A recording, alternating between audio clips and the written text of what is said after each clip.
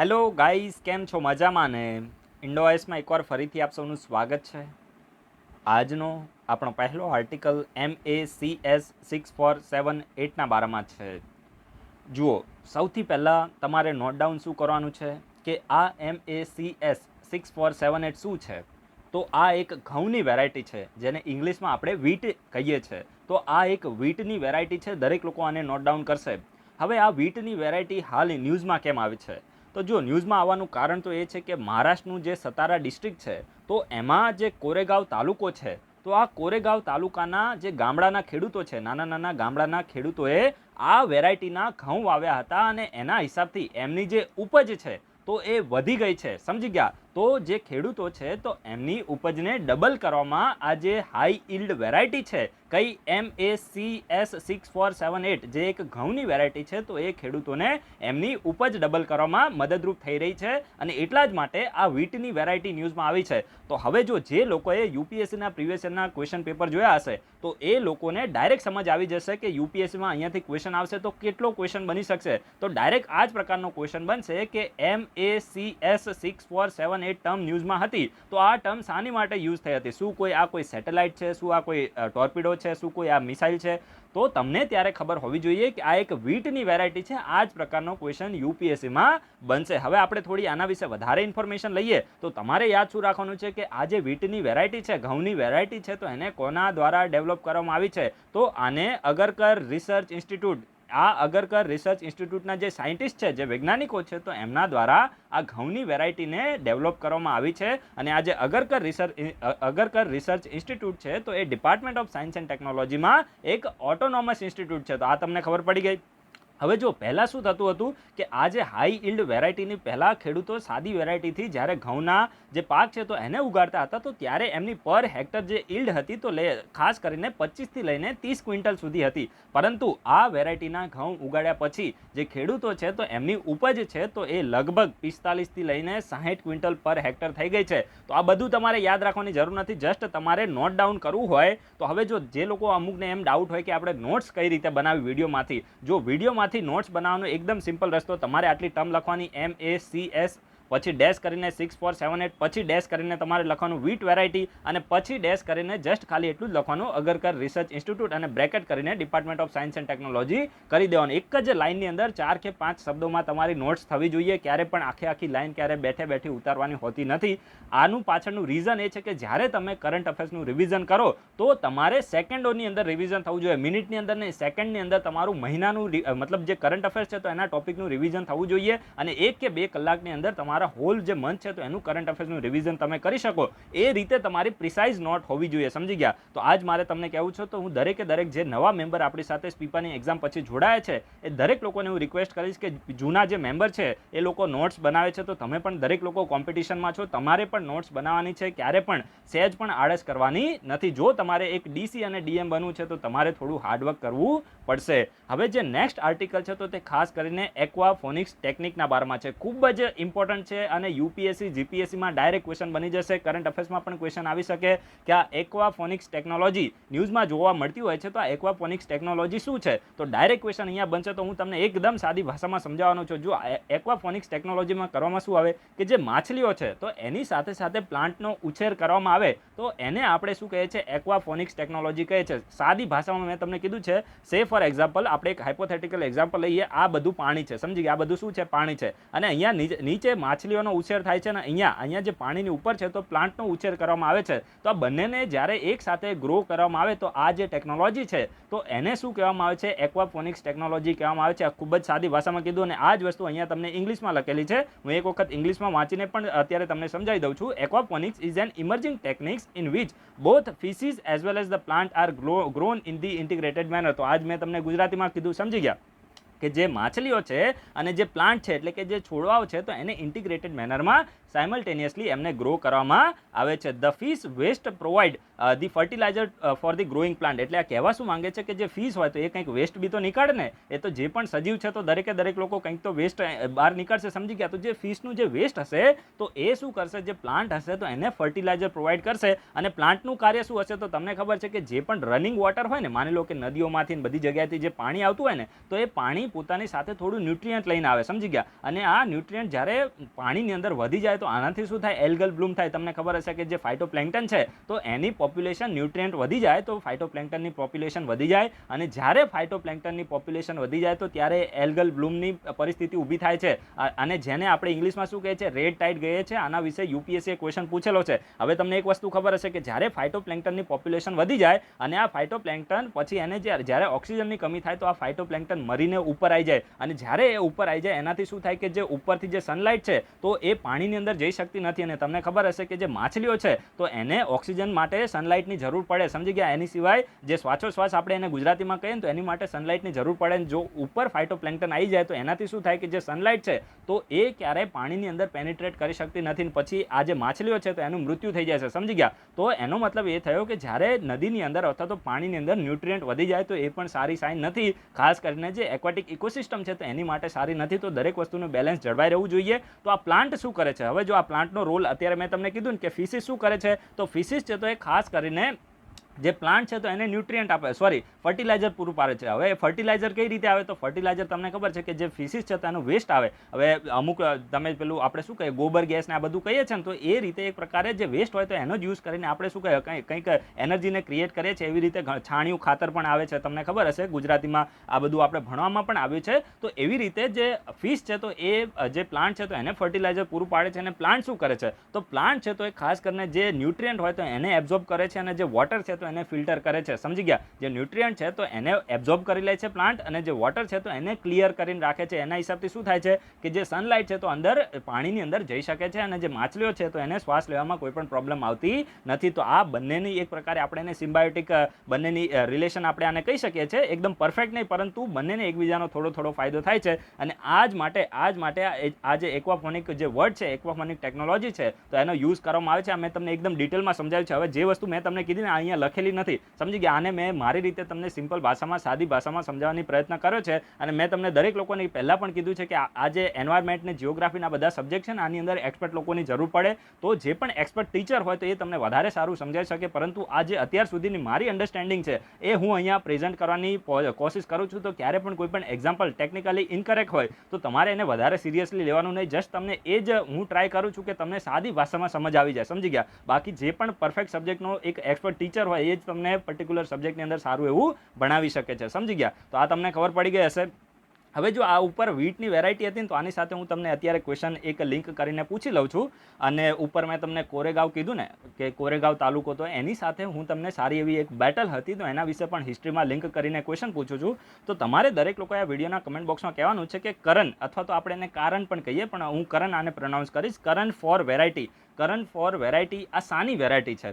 આ ન્યૂઝમાં રહેતી હોય છે, 2018માં પણ ન્યૂઝમાં હતી અને 2020માં પણ ન્યૂઝમાં હતી. તો દરેકે લોકો આ વિડીયોના કમેન્ટ બોક્સમાં આન્સર આપે કે કરણ ફોર વેરાયટી સાની વેરાયટી છે, સમજી ગયા. અને બીજો ક્વેશ્ચન તમારી માટે એ છે, મેં તમને કોરેગાંવ તાલુકો કીધો ને, તો તમારે આ વિડીયોના કમેન્ટ બોક્સમાં કહેવાનું છે કે ભીમા કોરેગાંવ બેટલ, ભીમા કોરેગાંવ બેટલ એ ક્યારે થઈ હતી, આના 200 વર્ષ ક્યારે સેલિબ્રેટ કરવામાં આવ્યા હતા. અને 200 વર્ષ જ્યારે સેલિબ્રેટ કરવામાં આવે તો ત્યારે એક નેગેટિવ ઇન્સિડન્સ પણ થયો હતો જે સારો ના કહેવાય, બરાબર છે. તો એમાં આપણે પડવું નથી. તો એ જે 200 વર્ષ આના ક્યારે થયા હતા એ તમારે કહેવાનું છે. ને આ ભીમા કોરેગાંવ બેટલ કોની વચ્ચે થઈ હતી આ તમારે આના વિશે થોડું જાણવાનું છે. આ હંમેશા ન્યૂઝમાં રહેતું હોય છે અને હાલમાં પણ લગભગ 1 કે 2 દિવસ પહેલા જે ધ હિન્દુનું પેપર છે તો એની અંદર પણ આ ભીમા કોરેગાંવ જે બેટલના વિશે જે ન્યૂઝ રહ્યા હતા. તો તમારે દરેક લોકો આના વિશે સર્ચ કરીને આન્સર આપવાની કોશિશ કરવાની છે. એના પછી જે નેક્સ્ટ આર્ટિકલ છે તો તે ખાસ કરીને દીનદયાલ અંત્યોદય યોજના, નેશનલ રૂરલ લાઇવલીહુડ મિશનના બારામાં છે. હવે જો અત્યારે ન્યૂઝ શું છે, તો આપણું જે યુનિયન કેબિનેટ છે તો એને જમ્મુ એન્ડ કાશ્મીર અને જે લદ્દાખ યુનિયન ટેરેટરી છે તો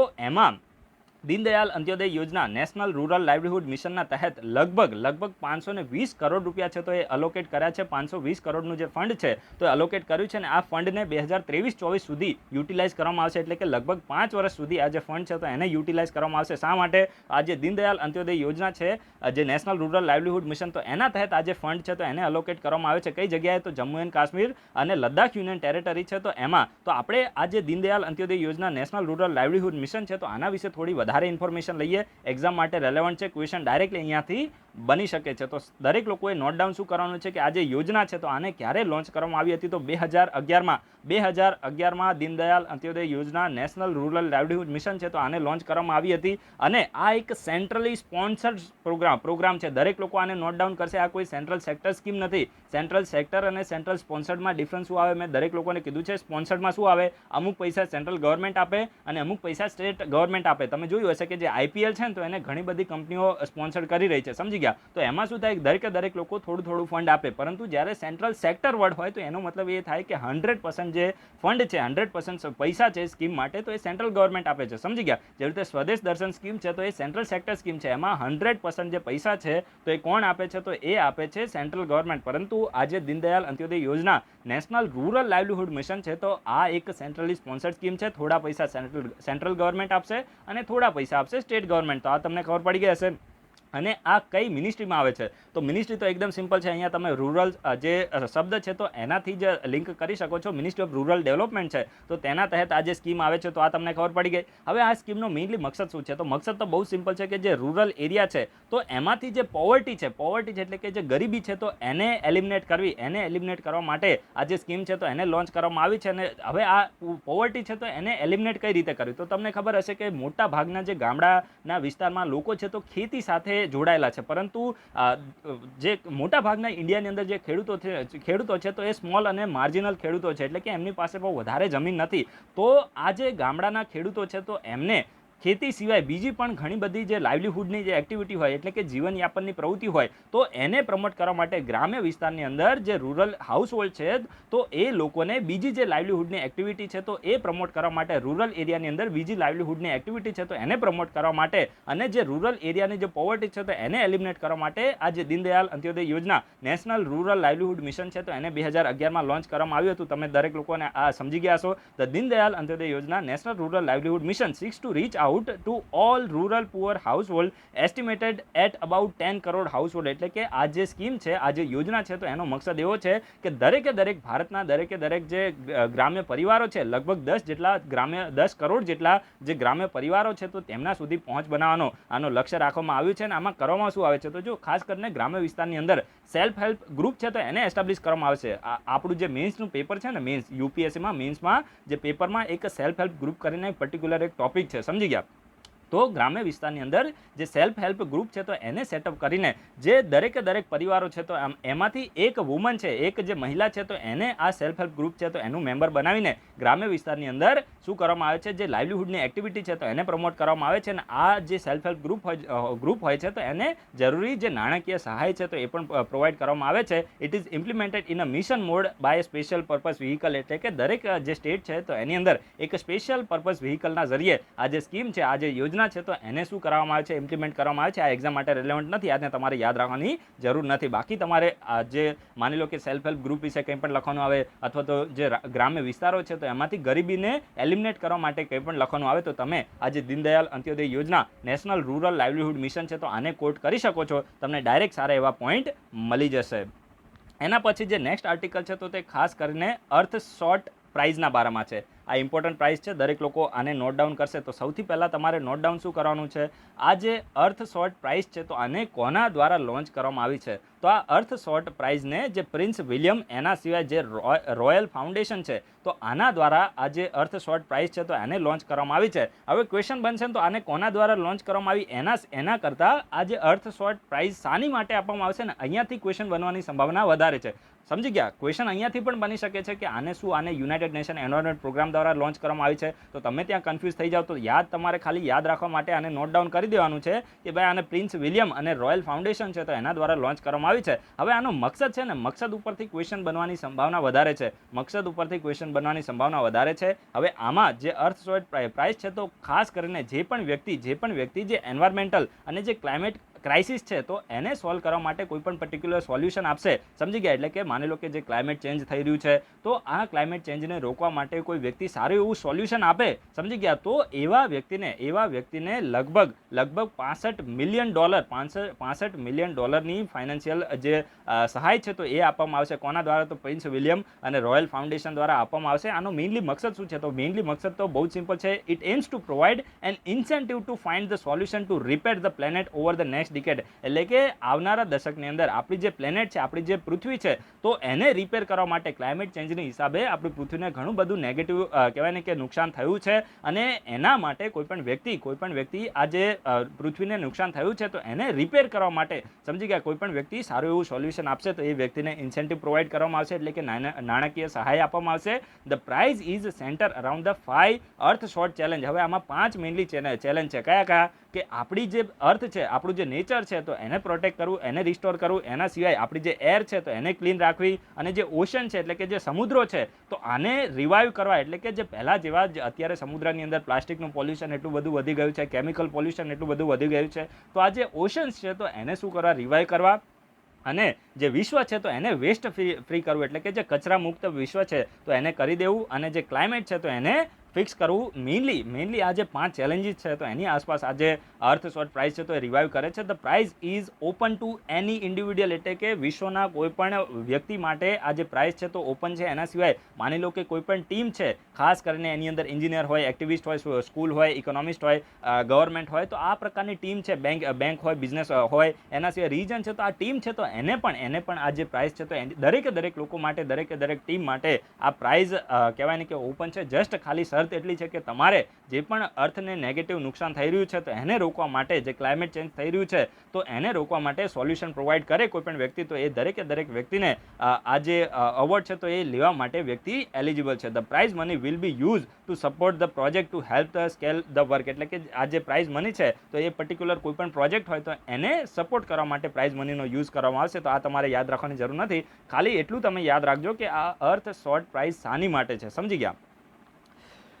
એના પછી જે નેક્સ્ટ આર્ટિકલ છે તો તે ખાસ કરીને સ્ટાર પ્રોજેક્ટના બારામાં છે. જીપીએસસી યુપીએસસી એક્ઝામ માટે ખૂબ જ ઇમ્પોર્ટન્ટ છે, મેઇન્સ માટે પણ સારો એવો ટોપિક છે, તમને અહીંયાથી સારા એવા પોઈન્ટ મળી જશે. તો સૌથી પહેલાં તો તમે દરેક લોકો આ સ્ટાર પ્રોજેક્ટનું ફૂલ ફોર્મ શું છે ને એ તમે નોટ ડાઉન કરી દો. જો આ જે સ્ટાર પ્રોજેક્ટ છે તો સ્ટાર્સ પ્રોજેક્ટ છે તો એનું ફૂલ ફોર્મ છે strengthening teaching learning and result for state. ખૂબ જ ઇમ્પોર્ટન્ટ છે. દરેક લોકો ખાલી આ તમે ફૂલ ફોર્મ યાદ રાખશો ને તો પણ તમને યાદ રહી જશે કે આ જે સ્ટાર્સ પ્રોજેક્ટ છે તો શાની માટે છે. તો સ્ટાર્સ પ્રોજેક્ટનું ફૂલ ફોર્મ થાય છે strengthening teaching learning and result for the state. એટલે કે સ્ટેટની અંદર જે ટીચિંગ છે, લર્નિંગ છે અને જે રિઝલ્ટ છે તો એને મજબૂત કરવા માટેનો આ પ્રોજેક્ટ છે. અને આ પ્રોજેક્ટ કઈ મિનિસ્ટ્રીનો છે? તો મિનિસ્ટ્રી ઓફ એચઆરડીનો છે. દરેક લોકો આને નોટ ડાઉન કરશે. મિનિસ્ટ્રી ઓફ એચઆરડીમાં જે ડિપાર્ટમેન્ટ ઓફ એજ્યુકેશન છે તો એનો આ પ્રોજેક્ટ છે. અને અત્યારે આ પ્રોજેક્ટ, અને બીજી વસ્તુ એ કે આ જે સ્ટાર્સ પ્રોજેક્ટ છે તો આને કઈ બેંક દ્વારા સપોર્ટ કરવામાં આવે છે? તો વર્લ્ડ બેંક દ્વારા. જ્યારે વર્લ્ડ બેંક દ્વારા કોઈ પણ પ્રોજેક્ટને સપોર્ટ કરવામાં આવે તો એ જીપીએસસી યુપીએસસી માટે ઇમ્પોર્ટન્ટ થઈ જાય છે, કારણ કે અહીંયાથી ડાયરેક્ટ ક્વેશ્ચન બની શકે છે. સમજી ગયા? એક સ્ટેટમેન્ટ ફોર્મ કરી દે કે આ જે સ્ટાર્સ પ્રોજેક્ટ છે તો એને વર્લ્ડ બેંક દ્વારા સપોર્ટ કરવામાં આવે છે. જો તમને ખબર હોય તો તમારું સ્ટેટમેન્ટ ત્યાં સાચું પડી જશે, તો દરેક લોકો આને નોટ ડાઉન કરી દેશે. અને અત્યારે આ પ્રોજેક્ટ ન્યૂઝમાં કેમ આવે છે? તો આપણું જે યુનિયન કેબિનેટ છે તો એને આ જે વર્લ્ડ બેંકનો સપોર્ટેડ જે સ્ટાર્સ પ્રોજેક્ટ છે તો એને શું કરી દીધું છે? અપ્રૂવ કરી દીધો છે. સમજી ગયા? તો હવે આપણે થોડી આના વિશે વધારે ઇન્ફોર્મેશન લઈએ. The project seeks to support the state in developing, implementing and evaluating the interventions with the direct linkage to improved education outcome. એટલે કે જે સ્ટેટ છે તો એની અંદર જે એજ્યુકેશન છે તો એના આઉટકમને ઇમ્પ્રૂવ કરવા માટેનો આ પ્રોજેક્ટ છે. તો દરેક લોકોને ખબર પડી ગઈ કે જે સ્ટાર્સ પ્રોજેક્ટ છે તો એ સ્ટેટની અંદર જે ભારતના રાજ્યો છે તો એની અંદર એજ્યુકેશનના જે આઉટકમ છે તો એને પ્રમોટ કરવા માટેનો આ પ્રોજેક્ટ છે. ઇન શોર્ટ તમારે આ જ યાદ રાખવાનું છે. દરેક સ્ટેટમેન્ટને તમારે નોટ ડાઉન કરવાની જરૂર નથી. હવે તમારે રિવિઝન કરવું હોય તો તમે દરેક આવું ના લખવાનું હોય કે ડેવલપિંગ, ઇમ્પ્લિમેન્ટિંગ એન્ડ ઇવેલ્યુએટિંગ. ખાલી એટલું જ લખવાનું સ્ટાર્સ પ્રોજેક્ટ શાની માટે છે કે જે સ્ટેટ છે તો એની અંદર એજ્યુકેશનના આઉટકમને ઇમ્પ્રૂવ કરવા માટે છે. બાકી તો બધું આપણી જાતે એટલા તો આપણે હોશિયાર હોઈએ જ કે દરેક વસ્તુને આપણે સમજી શકીએ. સમજી ગયા કે ભાઈ આ શાની સાથે ડીલ કરતું હશે. અને લગભગ કેટલા કરોડનો આ પ્રોજેક્ટ છે? તો આ પ્રોજેક્ટની આની ટોટલ કોસ્ટ છે તો 5,718 કરોડ રૂપિયાની આની ટોટલ કોસ્ટ છે. આમાં વર્લ્ડ બેંક કેટલો સપોર્ટ આપશે તો જે વર્લ્ડ બેંક છે તો $500 મિલિયન જે ડોલર છે $500 મિલિયન નું ફાઇનાન્શિયલ આસિસ્ટન્સ આપવાનો છે. અને આ જે પ્રોજેક્ટ છે તો આને કોના દ્વારા ઇમ્પ્લિમેન્ટ કરવામાં આવશે તો આ એક સેન્ટ્રલી સ્પોન્સર્ડ સ્કીમ છે. દરેક લોકો આને નોટ ડાઉન કરશે. આ જે સ્ટાર્સ પ્રોજેક્ટ છે તો એ સેન્ટ્રલી સ્પોન્સર્ડ સ્કીમ છે, એટલે કે એક વખત ફરીથી અમુક પૈસા જે ફંડ છે તો સેન્ટ્રલ ગવર્મેન્ટ આપશે અને અમુક ફંડ છે તો સ્ટેટ ગવર્મેન્ટ આપશે. તો આ એક સેન્ટ્રલી સ્પોન્સર્ડ સ્કીમ છે. અને કયા ડિપાર્ટમેન્ટમાં આવે છે તો મિનિસ્ટ્રી ઓફ એજ્યુકેશનમાં, જેનું પહેલાં નામ મિનિસ્ટ્રી ઓફ HRD હતું, હવે નવી એજ્યુકેશન પોલિસી પછી આનું નામ મિનિસ્ટ્રી ઓફ એજ્યુકેશન કરી દેવામાં આવ્યું છે. તો મિનિસ્ટ્રી ઓફ એજ્યુકેશનમાં જે department of school education and literacy છે તો એના દ્વારા આ જે પ્રોજેક્ટ છે તો એને ઇમ્પ્લિમેન્ટ કરવામાં આવશે. It will cover 6 state. હવે 6 સ્ટેટ છે તો એને આ સ્ટાર્સ પ્રોજેક્ટ છે તો એ કવર કરશે. કયું તો HP, હિમાચલ પ્રદેશ, રાજસ્થાન, મહારાષ્ટ્ર, મધ્યપ્રદેશ, કેરલા અને ઓડિશા. તો આટલા સ્ટેટની અંદર આ જે પ્રોજેક્ટ છે તો એને ઇમ્પ્લિમેન્ટ કરવામાં આવશે. હવે આ તમારે છે ને યાદ રાખવાની જરૂર આવતી નથી કે ભાઈ કયા સ્ટેટની અંદર ઇમ્પ્લિમેન્ટ થશે અને કયા સ્ટેટમાં નહીં થઈ.